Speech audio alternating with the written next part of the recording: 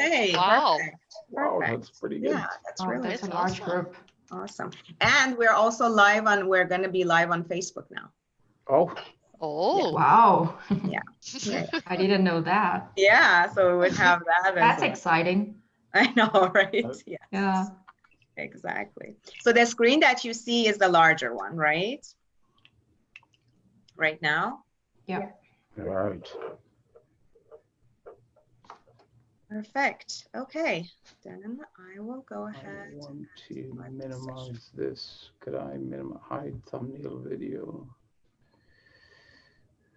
If I hide that, if I do this, bring it down here. I'm not watching that, but the screen. Good.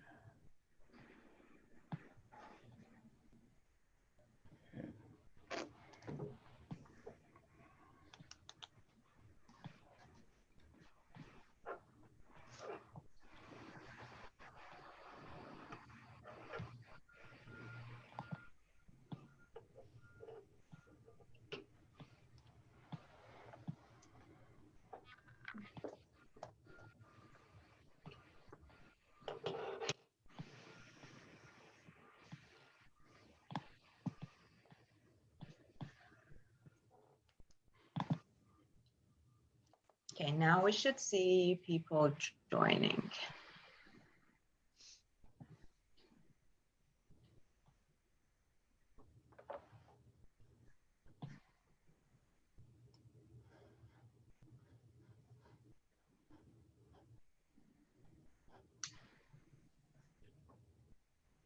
Where do you see the list of participants? Do you have So to? you would see the participants at the bottom of your screen. If Oh, you I see. Okay. Yeah. Okay.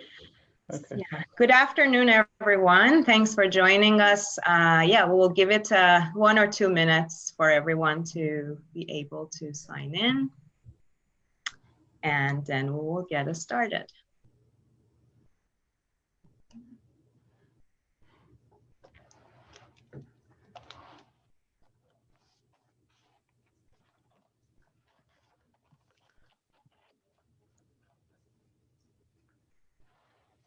I see just the number of the participants, but not the Yeah, name. so if you click on that, the chat box would open, right? And you would be able to see that. Chat box? On the Yes, the chat box, it's open, but when I look at so on participants, top, it says 25. And yeah, if you click on that, then you would see a list. Oh, yeah, now I can see it. Yeah. Well, that's good to know because I haven't got to that point yet. I was like, what? I'm looking at the thumbnail with all of us. Right. Like, okay. Yeah. Shouldn't there be some little dialogue box there? But yeah, it can get a bit confusing. That's okay. Yeah. All right, we'll give it 1 more minute for people to join, and then we'll get it started.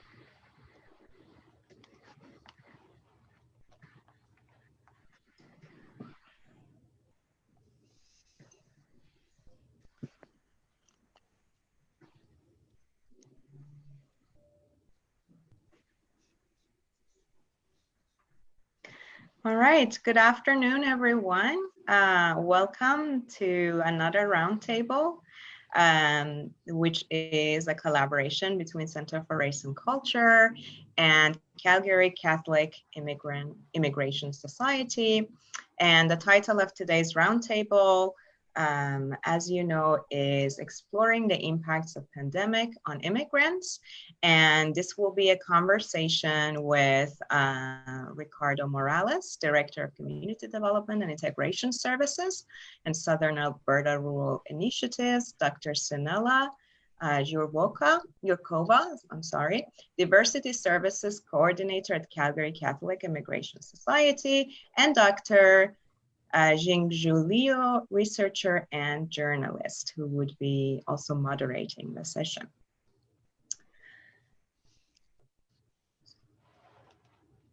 So as for land acknowledgement, even though we are not gathered in the same physical space, we would like to acknowledge the land that CFRAC occupies on Treaty 6 territory, traditional homelands for many Indigenous peoples. With this acknowledgement, we pay our respects to the elders, past and present, who call this land home, and remind all of us gathered here today of the responsibilities we have as treaty people to understand our shared colonial history and work together towards a just future that includes and enriches all peoples. Considering that we will be having this discussion, we want to acknowledge how important it is to highlight the existing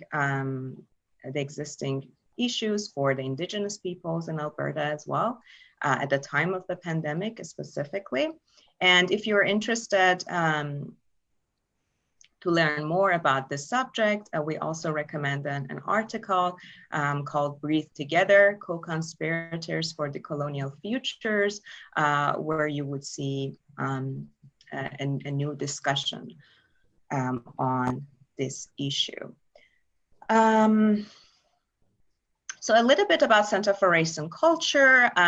Since its establishment in 1993, the Centre, formerly known as the Northern Alberta Alliance on Race Relations, has brought together diverse people with an interest in promoting and supporting individual, collective, and systemic change to address discrimination and racism, and to encourage intercultural understanding.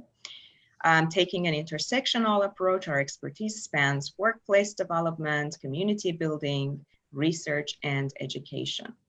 If you would like to learn more about current events, projects, and activities, please visit our website or contact me, Mansoura Modares, who I am the consultant of this initiative, and also my colleague Miriam Gerber, to know more about this initiative and to participate in our discussions. So this roundtable, this session is part of a new initiative that we have launched in CFRAC called Challenging Discrimination Through Community Conversations, an ongoing series of online moderated roundtables and webinars with guest speakers and diverse communities, organizations, academia, and the general public. We seek to understand and address experiences of discrimination and exclusion in the Canadian context by shining the spotlight on different forms of discrimination, such as anti-Black racism, anti-Indigenous racism, and discrimination against communities, amongst other topics. We hope to encourage solidarity among groups and individuals interested in promoting social inclusion and equity. So yes, here's the information in case you would like to contact us. All right, so in this session, as I suggested, we are going to have this conversation with Ricardo Morales, who is the Director of Community Development and Integration Services in Southern Alberta Rural Initiatives, a division of Calgary Catholic Immigration Society, CCIS. During his experience, his long experience in education, at the Key University, he served as a teacher, university associate, intercultural consultant, and a school principal. Ricardo is currently providing leadership for CCIS in the area of cultural diversity and community development. He completed postgraduate studies in intercultural relations and has a postgraduate certificate as an intercultural practitioner. And of course, I've had to shorten the bios. I'm sure they will share more with you once they start their talks, but I will move to Dr. Sinala Yurkova, who holds a PhD in adult learning and a master's in communication and culture from University of Calgary. Her areas of specialization include transcultural, transformative learning, intercultural communication and competence, strategies for diversity, theories, and practices for inclusive education.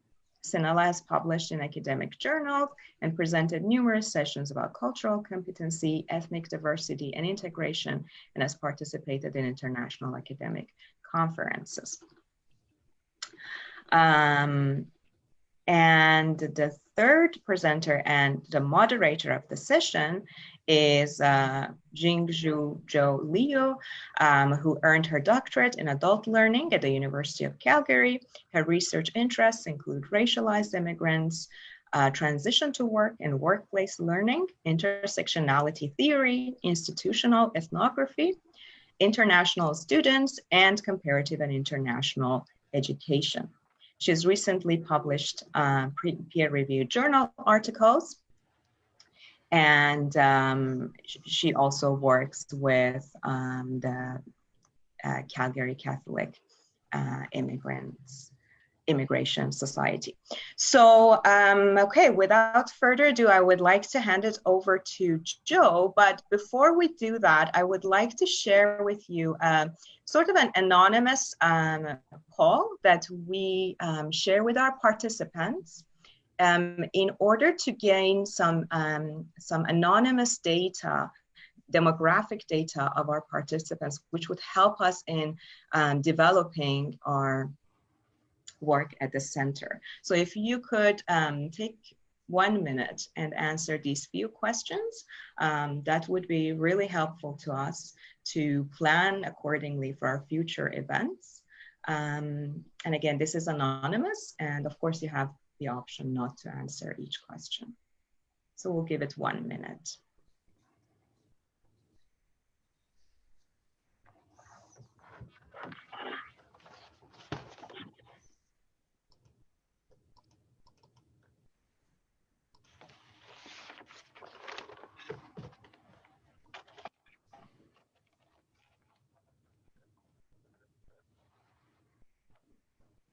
Okay, 10 more seconds and I will close the poll.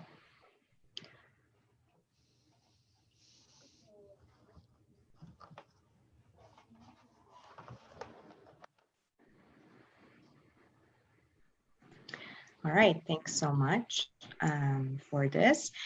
Thanks again for our colleagues in Calgary Catholic Immigration Society for taking part in this event and collaborating with us.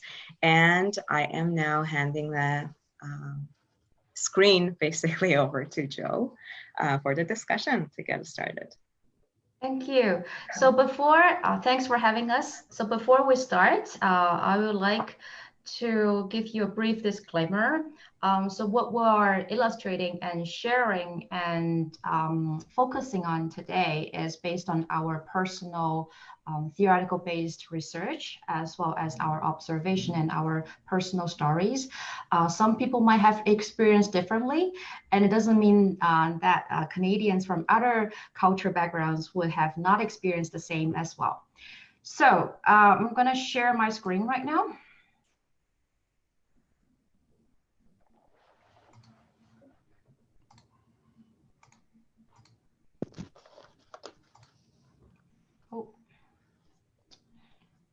Just give me 1 second.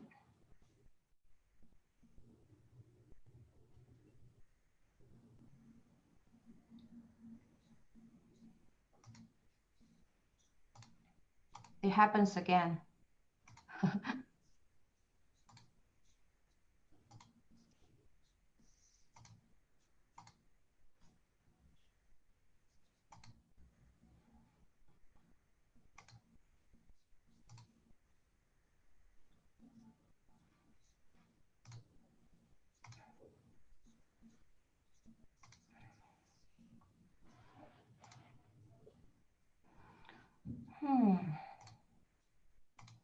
Okay, So in today's session, we're going to focus on this four elements, basically the previous three. So I will be focusing on contextualizing intersectionality theory in the context of COVID-19, and Rick will be focusing on media and ethnocultural communities' perceptions of this outbreak impacts, especially to vulnerable populations. And Sanella will be sharing her understanding analysis on giving recommendations for individuals in this changing, multifaceted learning space. And at the end of our session, we'll be giving enough time for our participants to raise your questions, having discussion going on, and reflect on your daily practices as well. So from today's session, we're hoping to answer these following questions. So I'm not going to go through this all one by one, but mostly we're going to focus on how social oppression has been produced to specific or certain ethnic groups, and also newcomers population and their impacts, disproportionately impact by the COVID-19, and also what are the responses that organizations should be providing to respond to the crisis in this COVID-19, and also how we are going to be revisiting and renegotiating our intersectional transcultural identities in understanding this pandemic outbreak. So first, I would like to start with contextualizing intersectionality theory. I'm pretty sure that many of you have heard this theory. You are more than familiar this theory than me. So I use this theory in my doctoral research. So I'm going to share my understanding of this theory with you today in the session. So of course, we need to start with the creation of this theory, which was created by Kimberly Crenshaw, a law professor in the US. Initially, she was trying to address the complexity of female African Americans in the US and try to acknowledge how race, gender, and class as distinct social categories of identity that mutually produce social inequality. And after that, I found that this theory or this term can be a form of inquiry, critical inquiry, and practices to understand the complexity and multiplicity to respond of social inequality, to respond to global context of social oppression. And also it promotes an understanding of people's lived experiences as shaped by the interaction and intersection differences between social locations. And also in the past 2 decades, this term has been broadly used as a theory, as a methodology in different disciplines, including nursing, psychology, sociology, education, etc. And really, this term has now extended from its initial triadic understanding of a focus on race, gender, and class to a more kind of broader or holistic or comprehensive approach in terms of understanding people's identity. You can see on the left-hand side, we have a picture that captures people's identity through different perspectives. So the way that I understand intersectionality, because it is pretty complex and pretty broad in different ways and different perspectives, is through these 6 core ideas or elements. So the first one is called social inequality. It really encouraged us to move beyond seeing social inequality from one kind of perspective, for example, race only, gender only, class only lens, instead to treat people's lived experiences or oppressed lived experiences in a more kind of intersectional categories. So the second core idea is called power. This one is it helps me to understand how power can be situated in a kind of global context of capitalism, nationalism, and neoliberalism, and how this notion of power really stratifies superiority and subordination to global society inequality. So the third core idea is called relationality. It really embraces us in terms of understanding how social categories can be collectively shaping social inequality in a global context, and also this one is pretty straightforward. It focuses on how important when you are contextualizing people's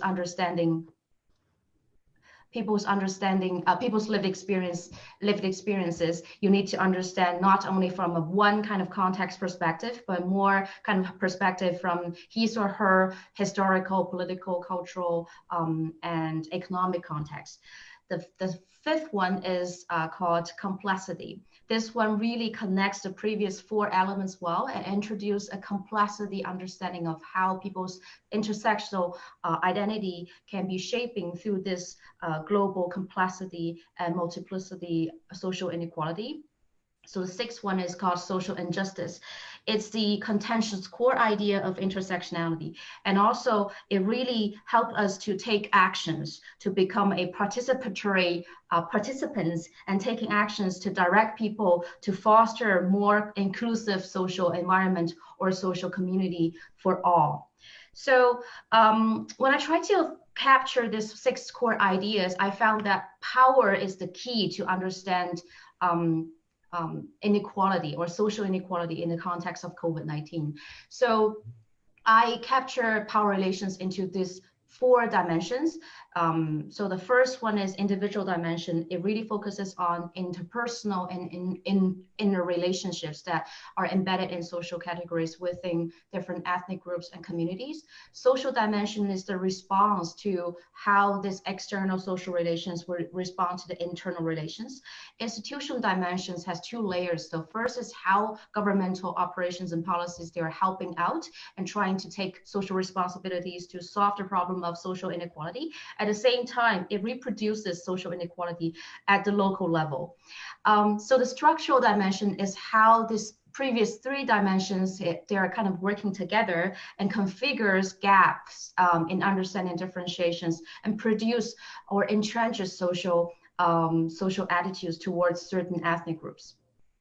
So if I try to connect intersectionality to this layers of COVID-19 and its pandemic outbreak and it's the completion of this outbreak, I try to find out some examples. So one example that I could give you is the key factors of a person's intersectional identity that produces or influences his or her health outcomes.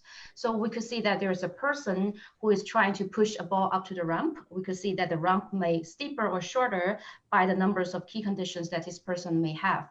So for example, if a person who is a migrant worker with a work permit working in a rural area as a factory, and she is an elderly person, then her likelihood to be sick with COVID-19 is much more than a person who is a Caucasian Canadian who is in his younger age.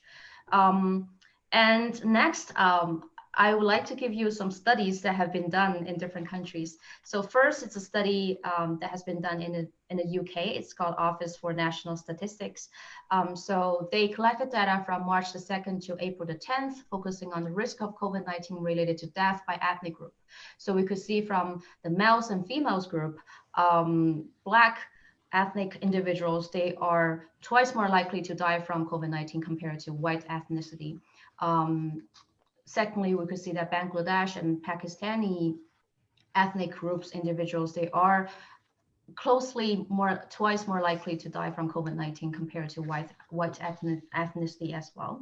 So when we look at studies from the US, we could see that this is a very recent study that has been done which collected data from April the 13th to August the 18th.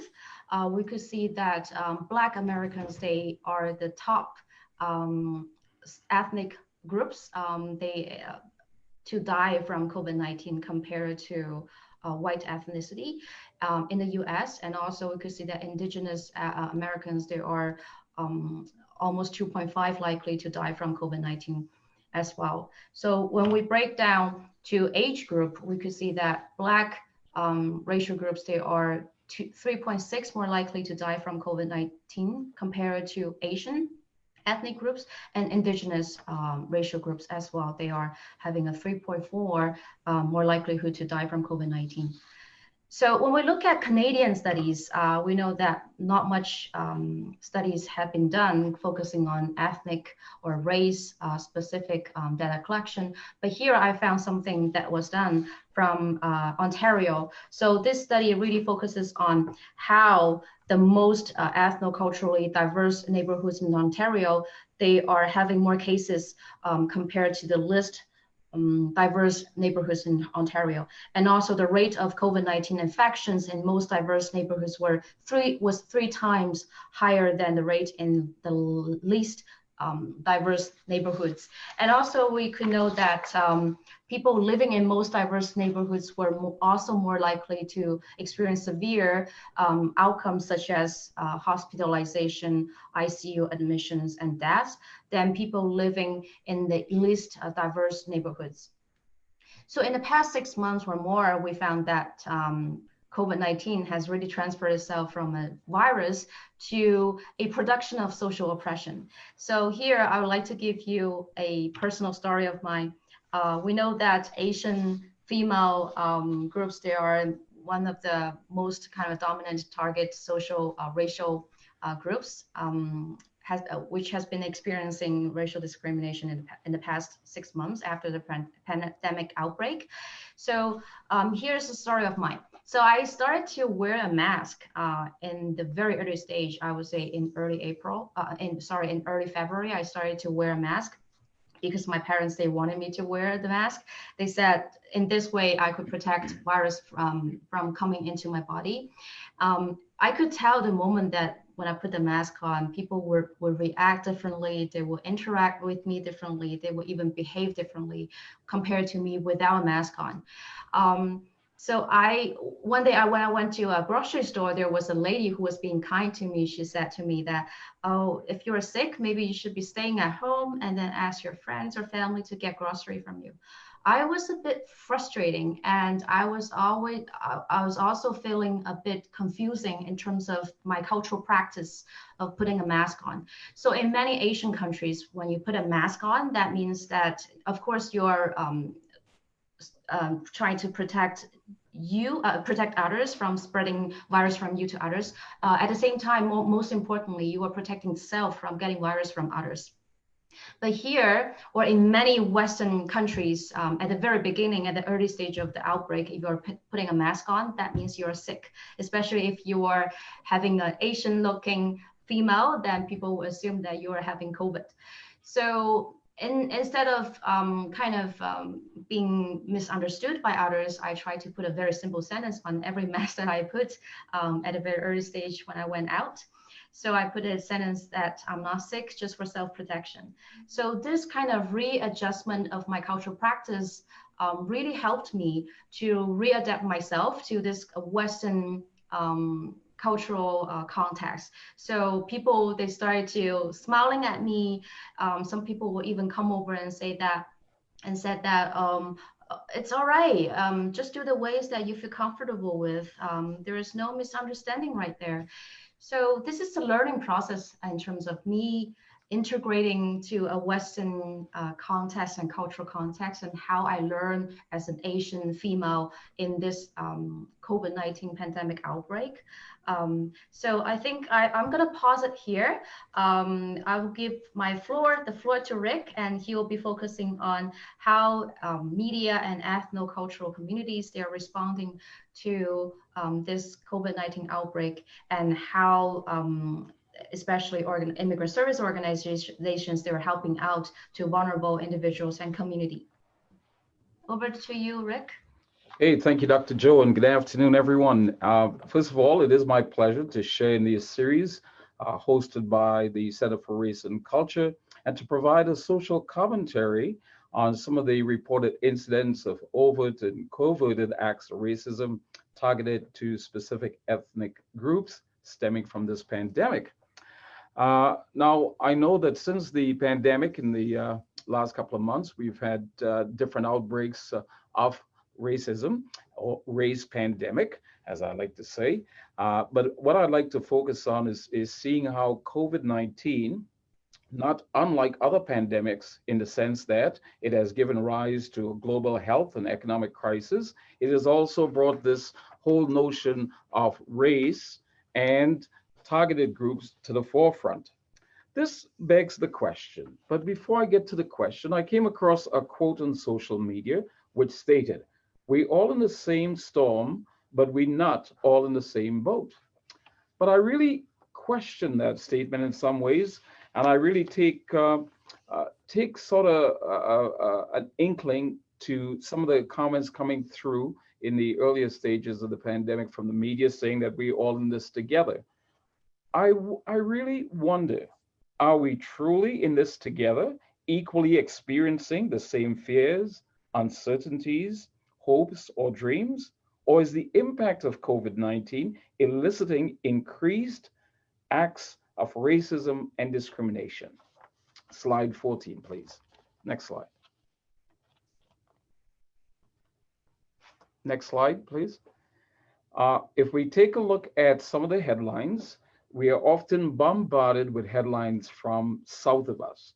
But I want to bring your attention to what is happening nationally in Canada. Here's a cross section of some of the headlines that were making the rounds. It is quite evident that some of the responses directed towards the ethnic population in society is not regionalized, but it is being experienced from coast to coast. So what could be, or what is giving rise to these acts of racism? And I wonder at times if there's not an underlining or predisposition within our society itself. So the next slide. The next slide is shows some data that was taken from Statistics Canada. And I was very intrigued by this because what it shows to me that there's a wide exposure to racist and prejudiced comments coming through in the social media. If we take a look at the prairie provinces, you will see the percentage of the disproportionate amount throughout Canada, and I'm really intrigued to see, in fact, where the highest numbers are. And I see that Indigenous people, then followed by the immigrants, and then LGBTQ.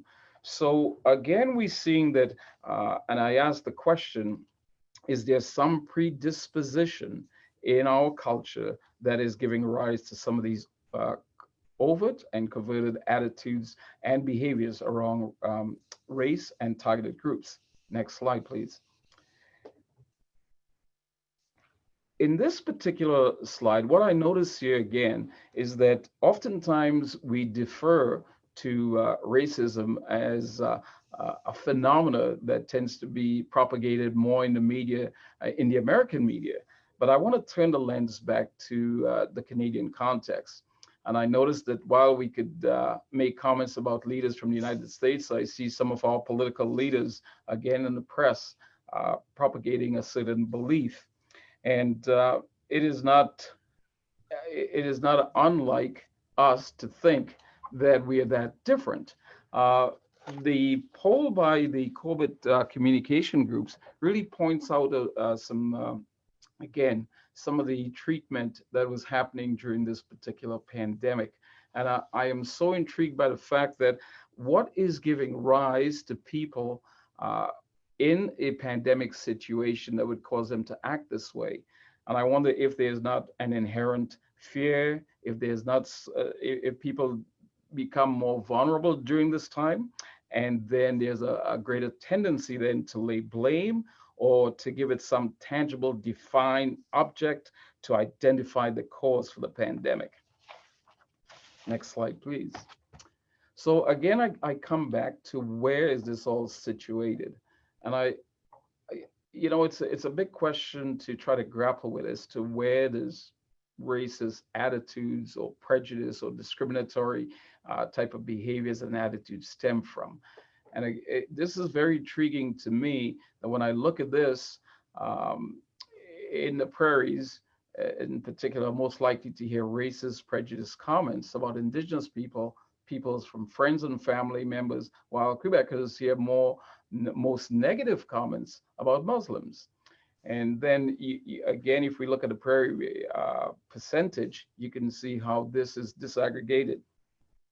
So we take a look at this and we move to the next slide, and we see that already there are some pre-existing conditions that may, and with the onset of COVID, we see more and more these attitudinal type and behaviors coming forth. And we see here now that throughout, we can see examples from the media of targeted acts of microaggression. I wonder how many individuals were subjected to or continue to be subjected to commonplace daily verbal or behavioral indignities, whether intentional or unintentional, that communicate hostile, derogatory, or negative attitudes toward a stigmatized or culturally marginalized people. And we see this happening through some of these news media excerpts. Interestingly enough, as we talk about certain groups that have been targeted, I went across to the media, and I picked up a feed from ABC News that spoke about how in China, that China was also blaming foreigners, and especially Black foreigners, and were almost trying to get them to leave China, certain regions of that. So I think the phenomena of scapegoating, of blaming, even though we could see that being very prevalent, I think it's not only contextualized to Canada, but we're seeing it worldwide. So again, this COVID or this racism associated with COVID, is this driven by fear? Is this driven by people's uncertainties? Is there a need to blame? Is there a need to objectify? Is there a need to point out? And in our whole dilemma of trying to deal with this particular pandemic, is it easier to lay it on to someone else? Slide 19, please. So again, we see some more headlines that's talking about not only COVID, but I take a look at some of the phenomena that happened to some of the pandemics in the past.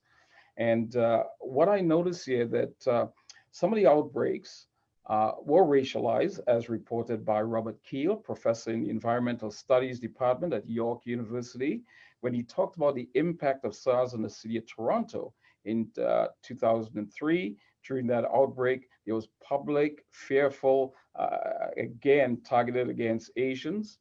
We saw Ebola and HIV diseases were initially seen as exclusively African and Black in nature. Other infections like Zika, malaria are seen as tropical, and again, it's more again associated with people in Latin American countries. In 1993, the hantavirus infection was dubbed the Navajo disease. By contrast, neither H1N1 or the swine flu in April 2009, which emerged in North America, nor mad cow disease, which primarily affected the UK, generated any racial or ethnic backlash. Yet those which were allegedly originated in China, like SARS and coronavirus, consistently correlated with the xenophobia. Next slide, please. I know my colleague mentioned this particular study that came out from Ontario, that we're seeing that this COVID has given rise to targeted, racialized, and marginalized communities. And this pandemic, again, is helping to illustrate how deeply rooted we still are in inequities in society.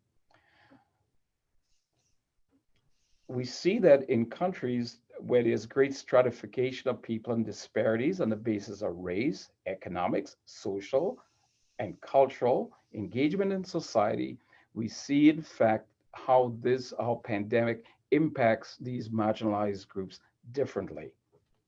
I found it very interesting that earlier on in the April, May, there were quite a few reports coming out of the United States proclaiming an overwhelming number of Black and Latino residents that have died in this virus compared with other groups. When they consider what was happening in Chicago, that there were 30% of the Black population, 30% of Blacks made up that population, but there were about 70% of the COVID-related cases were attributed in the Black areas. In New York City, more Latino and Black residents were also suffered disproportionately according to the other population base. But in Canada, there's no attempt to look at this data from a race-based perspective. However, they focus on looking at the social determinants of health, such as education or income and risk factors. That piece has been reported out. And I wonder why that is the case when we could see quite clearly that the evidence coming out of places like Ontario, that we do have marginalized and targeted communities that are impacted more so than others.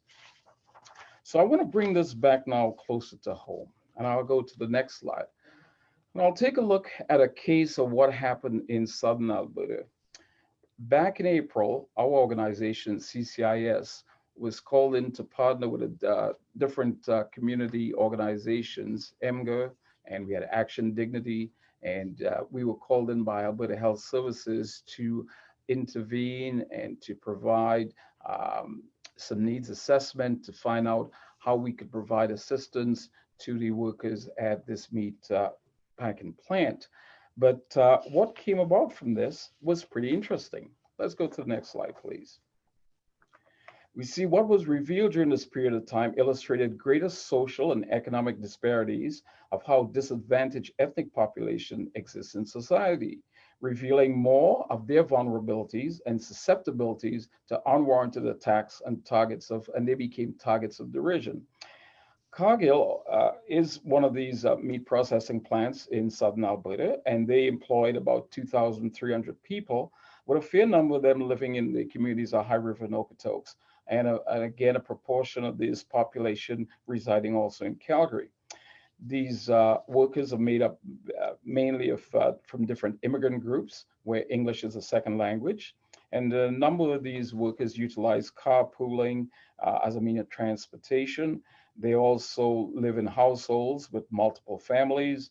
And again, the question, I really raised the question as they became targets during that this particular past couple of months. The question raises, why was it that this particular group who were providing some essential services and were and contribute so effectively to different aspects of the community and the nation and the economy became targets? So if we go to the next slide, I think there became some perceptions were coming out within the community, and the perceptions came out that if you looked a certain way, you must work at Cargill. Therefore, you are probably a carrier of this disease, and you're probably at fault for bringing it into the community. There was a widespread fear at this particular time that there could possibly be a community spread. And, sadly to say that even though within that community, there were a great number of folks who, came forward to our organization, and they demonstrated some benevolent acts of kindness in terms of wanting to provide support. I must say too that we did have people from that particular meat plant that were shunned.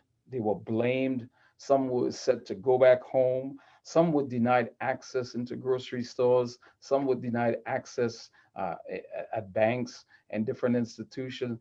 And it became a community response. If we go to the next slide, please. It became a community response in terms of how should a community react during this particular time? And what is our role in trying to reach out to people who are not only impacted, but also are living in great fear. There was a great deal of fear about their food, about their jobs, about their lives. I mean, we had a couple of deaths as a result of what happened in this particular situation. And I think one of the things to keep in mind as we look at some of the impacts of this is the outbreak and its results have impacted families and individuals across Canada. The ensuing perceptions of the outbreaks have the power to impact public health measures, social and cultural experiences, and to inform systemic responses, communal practices pathways to working and responding to different ethnic populations through a lens of cultural diversity. We still have miles to go with transforming cultural thinking and understanding about ourselves and our reactions to uncertainties and how we perceive others.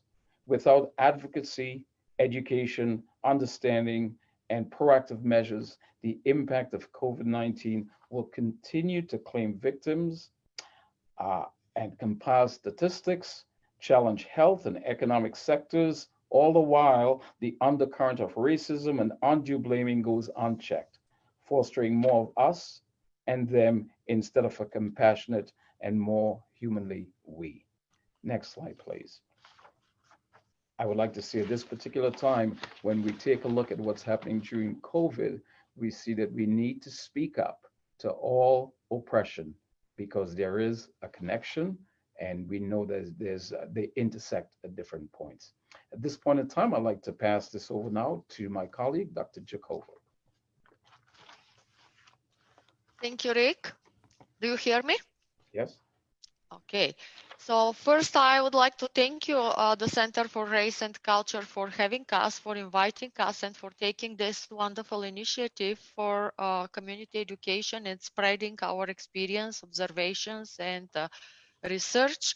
And what I will do at the rest of the session, I would like to connect the experience and observation that Joe and Rick just talked about with the path of learning that can transform us to a person and a community with conscious and competent reaction when we serve culturally diverse population, considering intersectional identities that we represent in different situations.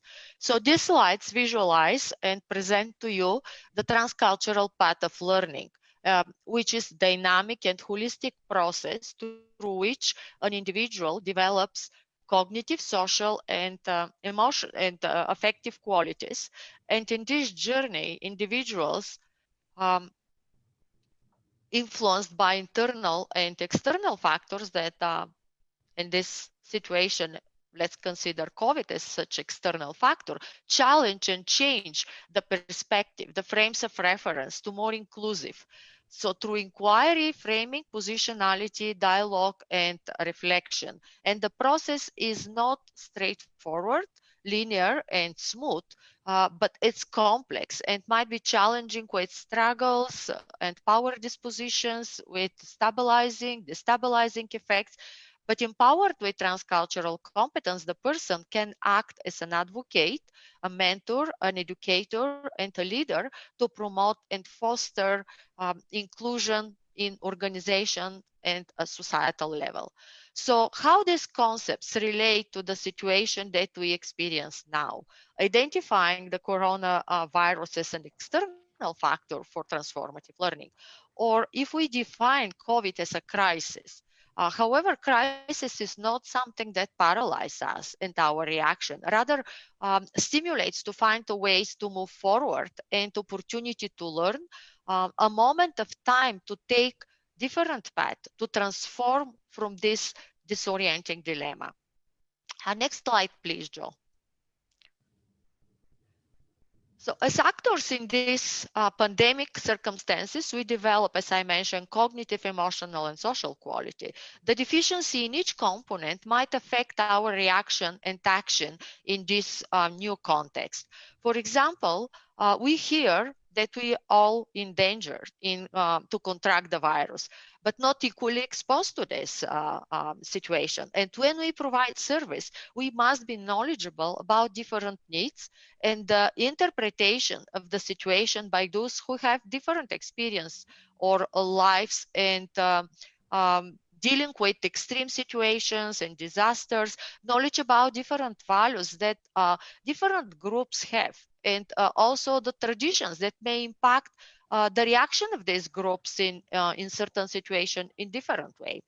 For example, many organizations, including food providing agency offer food for vulnerable groups during the outbreak. But is the food culturally and religiously appropriate, especially in the early stage of COVID?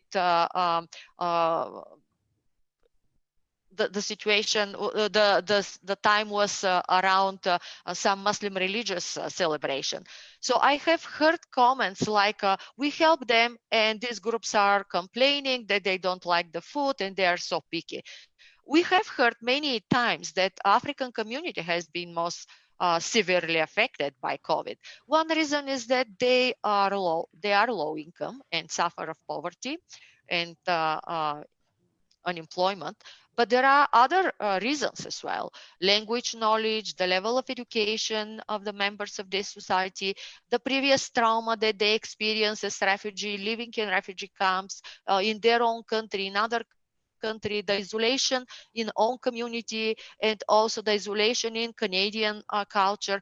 Combining all these results with lack of trust in the system, and the authorities, inability for them to understand most of the instructions for safety because they are written or spoken in English.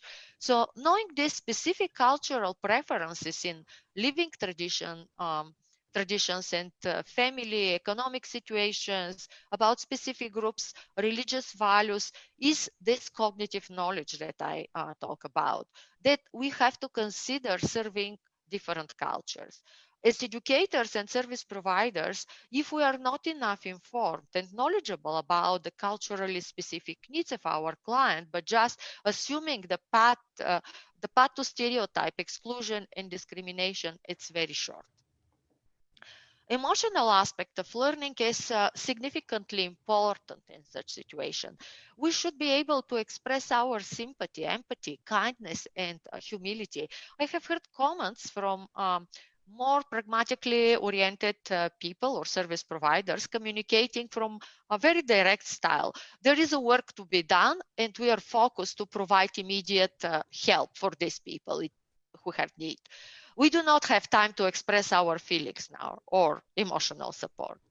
I totally disagree with this. We must be able to express humility. We are in a similar situation, but impacted differently because we have different experience and values, different feelings and sensitivities. Comparison how much or how less someone is affected by COVID does not help, but sharing and expressing humility using the appropriate words from our heart can alleviate the pain and the struggle for these groups. We hear more about increased cases of hate crime against Asians, and you saw what Rick and Joe talked about. So when we witness such cases, we should not stay silent because silence encourages aggression.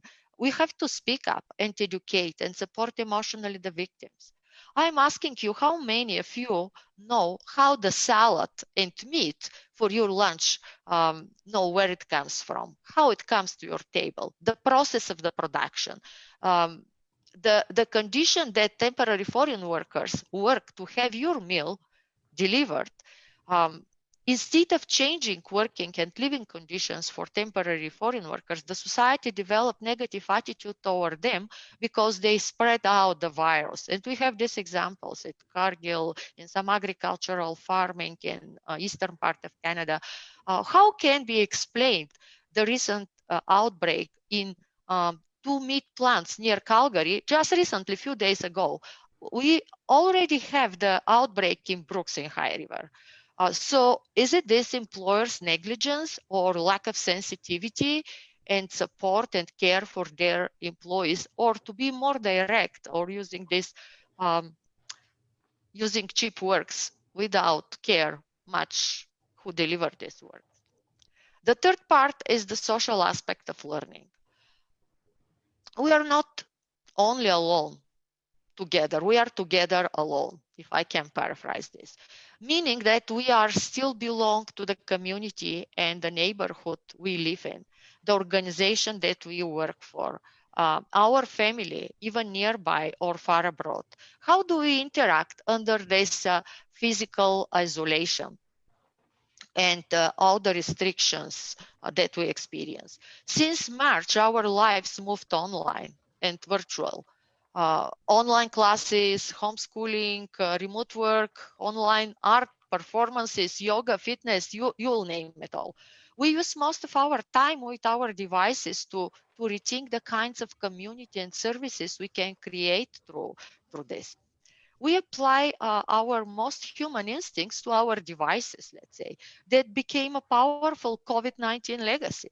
Even we slowly open now to back normal, it won't be the same normal that we know from before. We have to think about the help that our clients may need to receive online service. Not everyone is comfortable or well equipped and have knowledge about the technology and navigate through this technology.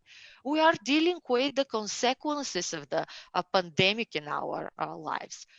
School preparation, we just witnessed a few days ago, it was distributed broadly that all schools are prepared. And we just heard today that there are some cases in several schools. So now they are sent back to home. So changing all this class environment, the roles of behaviors and behaviors of the teachers, kids, the parents, the process of learning will be affected. So our workplaces, the society and the favorable activities that we like to do and experience, even art participation and community arts programs. So all this is kind of stuck and frozen and will be changed in different modes.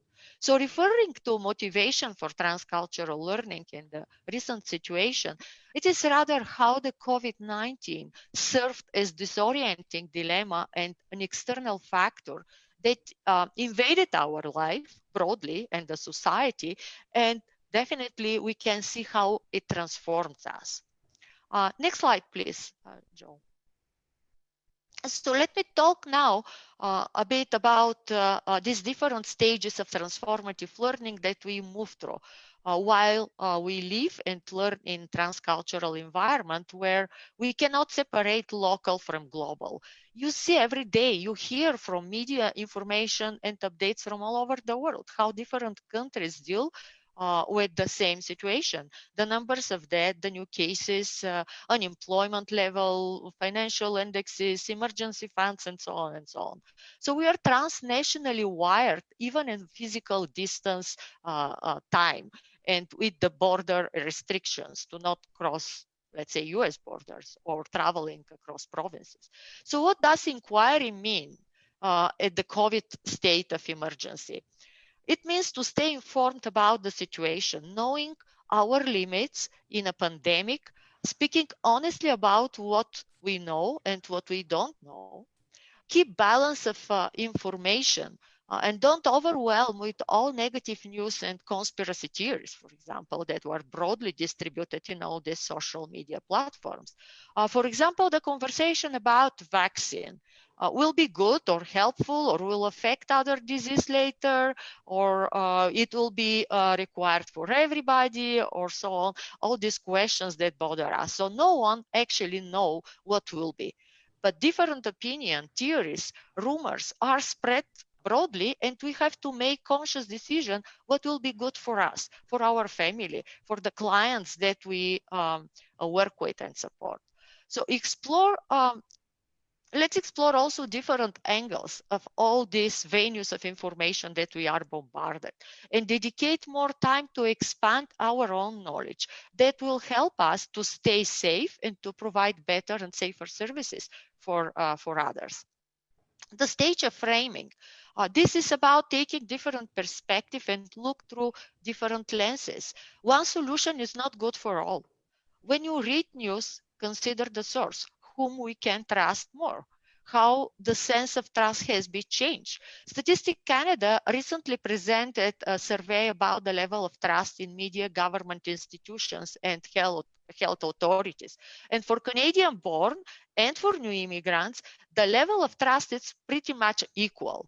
However, if you compare this level of trust with the trust in US institutions and governance, you can see the huge disproportion. In US, people do not trust their government agencies and institutions. Also, another point of this framing stage, its ability to shift perspective between global and local, to understand better what is important in the global and in local perspective, and how these global changes and movements will affect local and vice versa.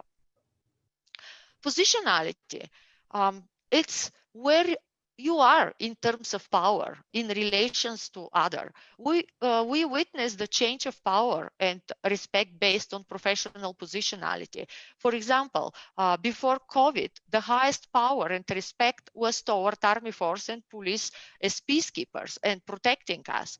You can see what happened with the trust to police with this recent Black Lives Matter. Now we also recognize the sacrifice of the frontline workers, like doctors, nurses, caregivers, teachers, store clerks, even utility workers and small business owners. So this illustrates that the leverage of power in the society, it's very dynamic. It changes under different circumstances. As I said earlier, temporary foreign workers and new immigrants are overexposed as risk workers, taking jobs that mainstreams are reluctant to do and don't take. These employees, positioned very low in the social spectrum of power, are identified as low-skilled workers, even using terms that are that have this negative expression like indispensable or disposable workers. They are most vulnerable, although they provide the essential product for us and food security. So positionality is also defining what is the level of your control, what you can do. By being aware of the context when we interpret and judge situation.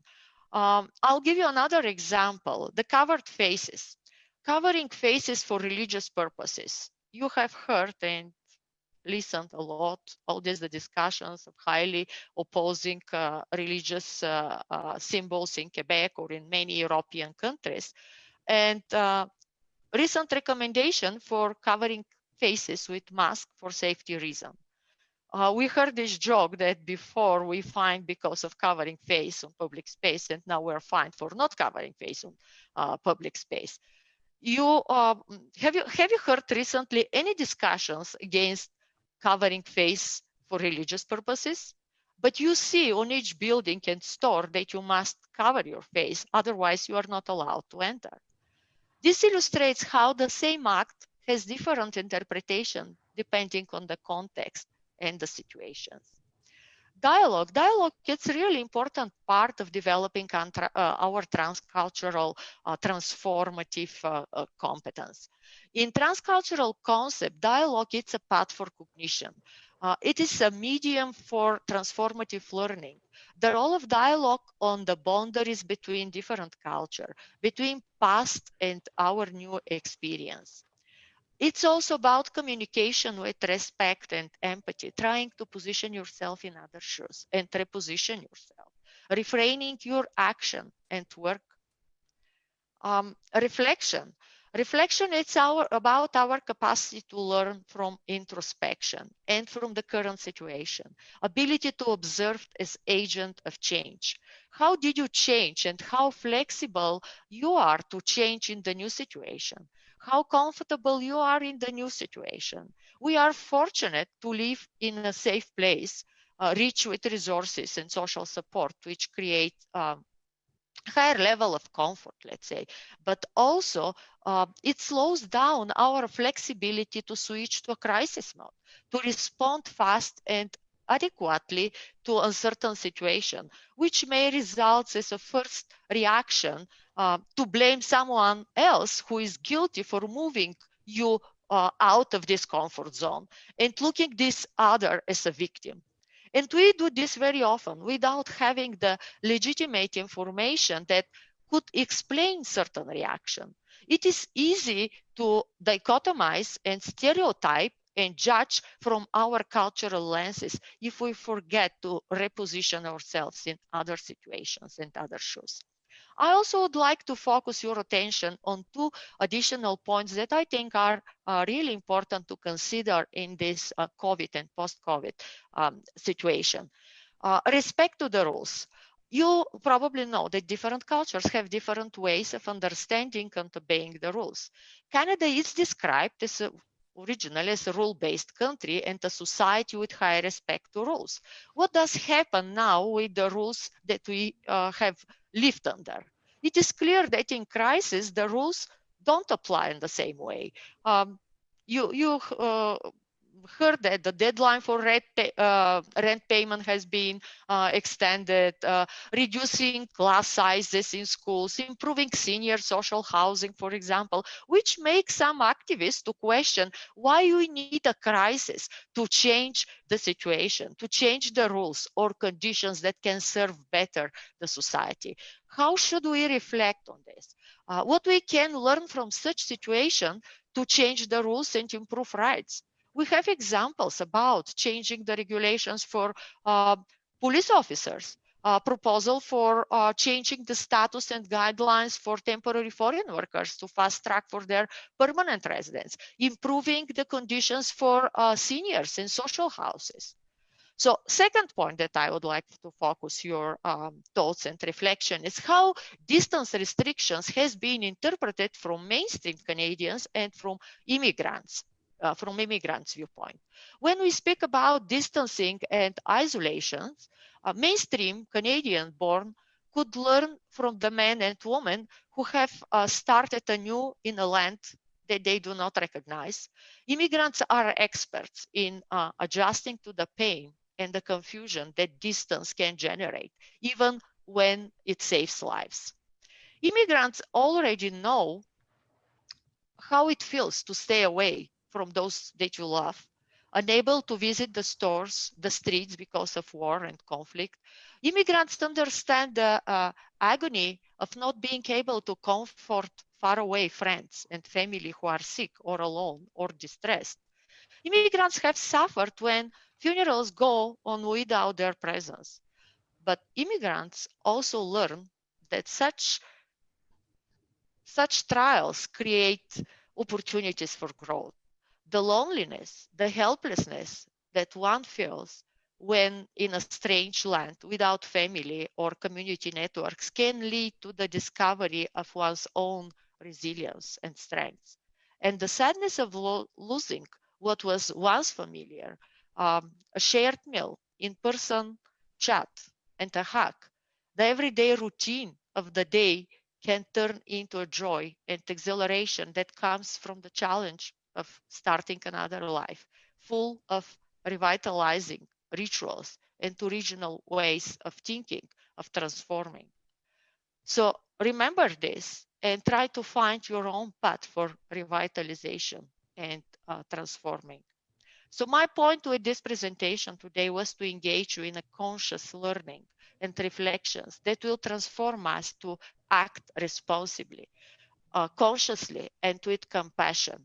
Action that links our knowledge, cognitive, emotional, and social, different perspective, the sense of power, assigned privilege, and positionality to generate alternative solutions where justice, equity, and humility are addressed and expressed genuinely. So I'll stop here and thank you for listening to us, and let's open the floor to your questions and comments. So thank you, Director Morelos and Dr. Drakova. So we have prepared some questions for discussion and reflection as listed on the slide. You're more than welcome to start with these questions, or if you have any questions that kind of triggered throughout the presentation, you are more than welcome to raise the questions as well. I believe Miriam would be the one that monitored this section.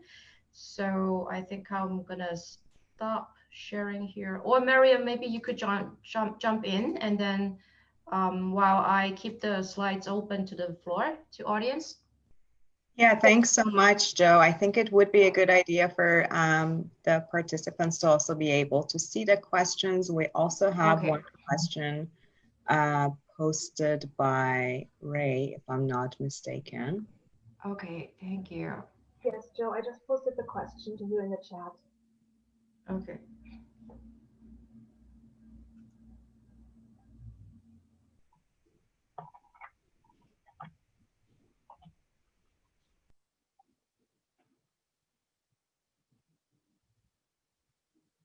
So I see one question from Nina, and that that pertains around the unschooling of immigrants. I think I'll take a run at this one, Nina, in what we are experiencing as a settlement serving provider from our organization is, you know, when prior to COVID, you had certain barriers that immigrants faced in terms of transportation, child minding, accessibility. In one way, because services were shifted online, that sort of reduced the barrier of transportation and child mining. However, we saw some new barriers coming forth, and that is, again, and it's going back to some of the social determinants or the economic factors, is that some immigrants were not adept in terms of computer literacy. Again, in some households, you only had one computer. And if you had kids who were, you know, having to do a lot of schooling online, that impacted some of the ability to present widespread services for them to access. So yes, in some ways, we saw that there was an impact due to COVID based on the schooling or some of the learning. However, we did find too that we were able to reach out and do expanded services online. We noticed that we had to do more education and more teaching. However, again, you know, different cultures, you know, are more culturally attuned to interacting face to face and building trust and in building relationship. And I think those were factors that that we see that's impacting some of the delivery of services. Yeah, thanks so much. And there was this question from Ray Grant, who's asking, bearing in mind that some races have higher percentages of hypertension, certain cancers, etc., can these comorbidities account for the higher rates of serious illness and mortality among certain racial groups? Okay. Anyone else want to go, or do you want me to take a run at this, folks?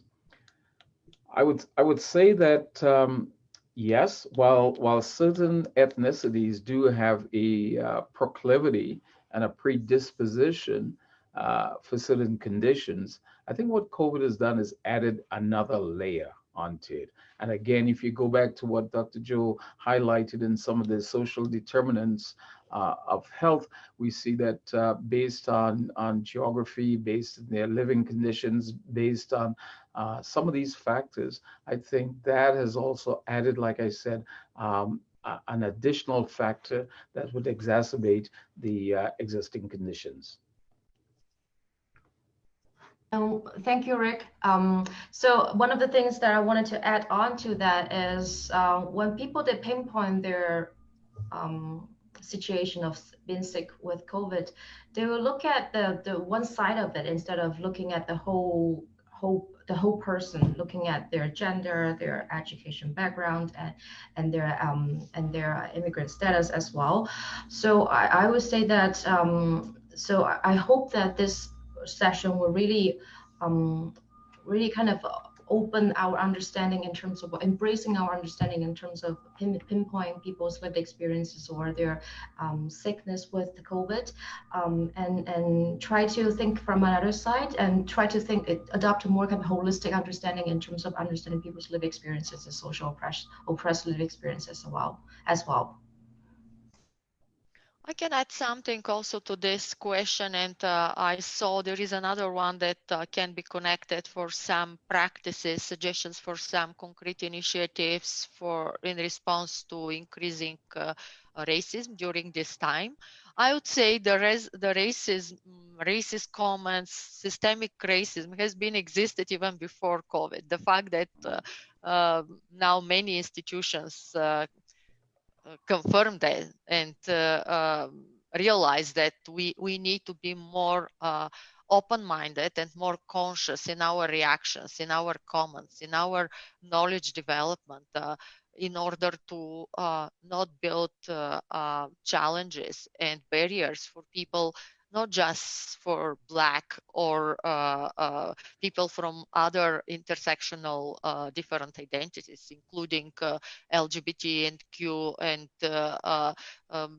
specific ethnic groups. You saw the statistics slide that Rick presented, and actually the results are not very optimistic and positive for Alberta compared to the rest of the province. So we as service providers, I know now these big activities exist in the society, which knowledge, even the knowledge has been some kind of commercialized.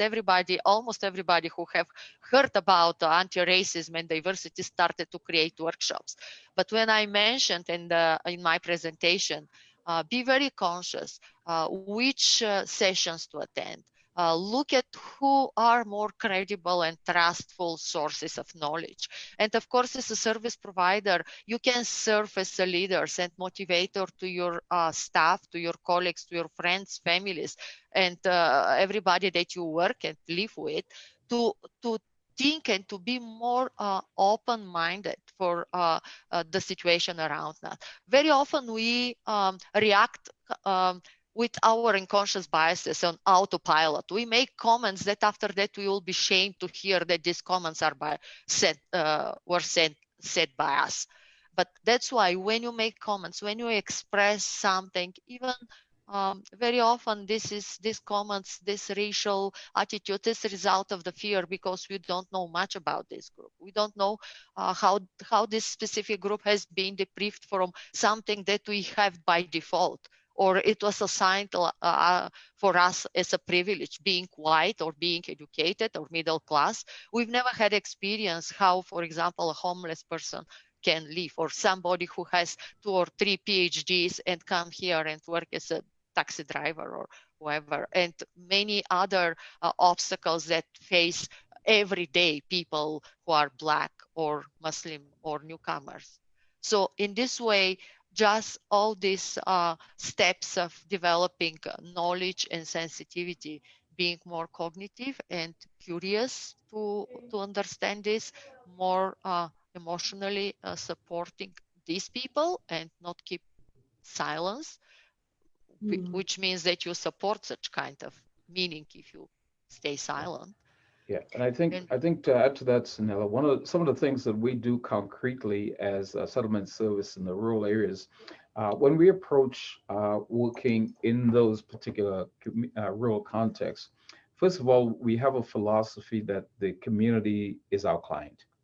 We're not just delivering one-on-one services. So we do have diversity workshops, and part of our advocacy is to promote greater understanding, greater awareness, and an education, a knowledge-based approach. We look at working with different community stakeholders. We form advisory groups, and we have specific committees in each one of these communities where we have an office. We work with community stakeholders in creating a committee that is bent on looking at fostering conditions and creating a situation, or creating the right conditions to foster inclusion, participation, and engagement by newcomers in all those communities. So there are some concrete work that we're doing with different community stakeholders in trying to mitigate against some of the backlash. Even when some of the backlash happened in in the High River, in the Foothills region, we were out in the forefront, working with community groups and working with some of those folks who were opposed to what was going on, and trying to mitigate against and provide deeper understanding to folks. So I think looking at this is, how do we bring everyone at the table so we could get the competing tensions out and try to reduce the confrontational approach by trying to look at more inclusive opportunities to have dialogue and to foster actions to show again that within each community we could in fact foster positive and inclusive practices. All right, thanks so much. Actually, the next question is very much relevant to what you were just talking about. So Esgi asks, what are some practical, concrete initiatives service providers can take, right, in response to increasing racism during this time? So any additional thoughts on this? I think that's what, I was looking at the question, I was answering that. I'll tell you too, within the city, we have a program, it's called our Regional Outreach Program, and we work specifically with ethnocultural groups to hear some of the issues that they're facing in the community as a particular ethnic group. And then we work with them in looking at solving some of the issues that they're facing and them coming up with some solutions. So one particular group we worked with in building leadership within that particular group, and they're working with people from their different ethnic backgrounds in fostering deeper understanding and helping them cope with some of the barriers and some of the issues that they face within the community. So I think a specific takeaway from that is connecting well with the ethnocultural members in each community. That has been one of the desired goals. I've said to my staff at every committee meeting, as part of our practice, or part of our community connection work, we want to engage the different ethnocultural communities along with mainstream community members as well. You can't just engage one without the other. This is a multiple pathway to inclusion and to reducing some of these attitudes that we see that's mostly negative. Mm-hmm. Yeah, thanks so much. And also try to know as much as possible your community, because very often we divide it on community, on providers and service recipients. So you also may need some services in some point. So don't divide the community in such kind of range. Yeah, try to engage in the community even until this physical distance and all the restrictions of gathering. We still have venues that we can learn more about our society, our community, the needs that people expect from us as service providers. Yeah, exactly. So it could be done on an individual level as well as a collective, right? Community oriented place to deal with these issues. Yeah, so we have a few more minutes. If you would like to maybe talk about another question that was presented on the screen. I don't see any other questions by the audience. So there was one question directed to me, but I think I could open it to the floor and then invite our panelists to join our discussion. Sorry about the background of my construction noise because my neighbor is doing some construction. So this question is about unemployment. With unemployment rate of 11.8 due to Alberta's economy and COVID-19 pandemic, what is the impact for some immigrant groups to secure employment, and what employers need to know in order to attract, retain, and develop immigrant workers? So I would start with this question. I think for this question is mainly for what immigrants will need to be prepared for this changing nature of work, as well as what employers will need to respond to this changing nature of work in this COVID-19 pandemic context. So I think for immigrants, it depends on if they have already landed here as immigrants or they were pre-arrival. If they are pre-arrival, I think it would be very necessary and important for them to understand the context of the changing nature of work and the Canadian context, especially the online environment, and what will be changing. Maybe the networking will be changing to the online environment, and what are the tools that will be important to connect with employer prior to their arrival. For example, LinkedIn could be important. And also to delve into those organization websites will be important as well. So for the immigrants who have arrived here, I think, again, the online learning environment is important, as well as Dr. Jacoba was talking about the changing nature of the multifaceted online environment and the reflection and the positionality as well. So I think for those immigrants, I think to learn to readapt themselves to this new kind of online environment when they're looking for a job is very important. So for the employer, oftentimes immigrants, the term of immigrants is blamed as a deficit, as undesirable, as different. So I think really at the time of COVID-19, it's really crucial for employers to shift their mind from thinking immigrants as a deficit, as undesirable, to what values that they could bring to the site, they could bring to the organizations and companies to boost their economy, to boost their economic outcomes. And also I think some of the organizations, I know that they have cultural diversity committee, but some of them they don't. So I would say it's the role of HR to really provide trainings for those employers and to expand their thinking and understanding of how important that immigrants they are bringing and refugees they are bringing to the site, and what values that they could be important to help out those business, rather than thinking them as the outsider, to embrace their differences, to embrace their differences as valuable assets to their local business.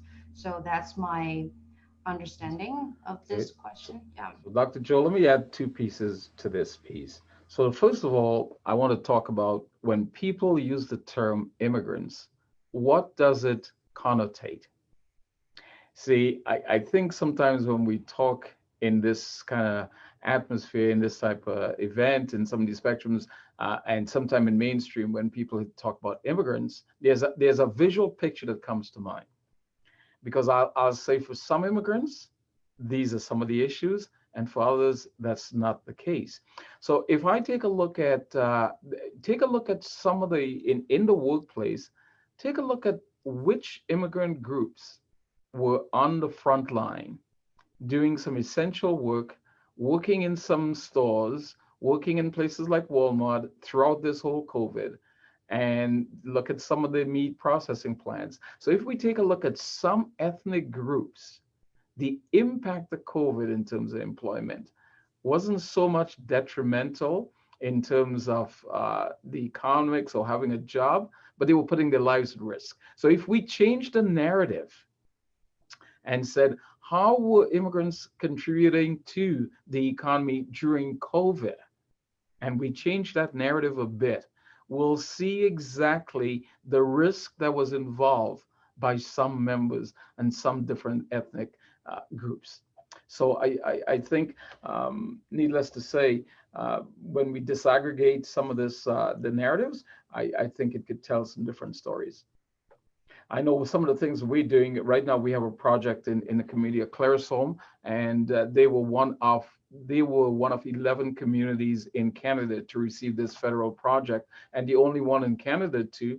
And they are partnered with us to provide settlement services. And one of the things, and Sinella is going to be spearheading the training for employers. So what we're doing is doing some specific targeted training in terms of cultural competency skills and knowledge about the workplace from a perspective of, if you're a newcomer, what does that look like? And for the employer, what does it mean to work with people from diverse backgrounds? Mm-hmm. Thanks so much for sharing your thoughts. And thanks again for taking part in our initiative. We were very happy to host this discussion. Very informative and very interesting. And then I know that you have these questions for the audience to reflect on, right, and to continue the discussion. We're planning to have another one on the 23rd of September, if I'm not mistaken, which would be in conversation with the Statistics Canada as well. And you will see some data and statistics that are recently, in a way, collected on the issue. So if you're interested in the topic, please tune in for that discussion as well. But I would like, on behalf of Centre for Race and Culture, to thank everyone at Calgary Catholic Immigration Society, and also all the participants, our attendees. Please take a few minutes to do the feedback form that is shared in the chat box with you. There is a link. These could definitely help us with planning future events. Thanks so much. Thank you kindly, folks, and thank you so much, the Center for Race and Culture. This is awesome work that you're doing in, looking at ways in which we could start working on mending and healing in our society. Thank you.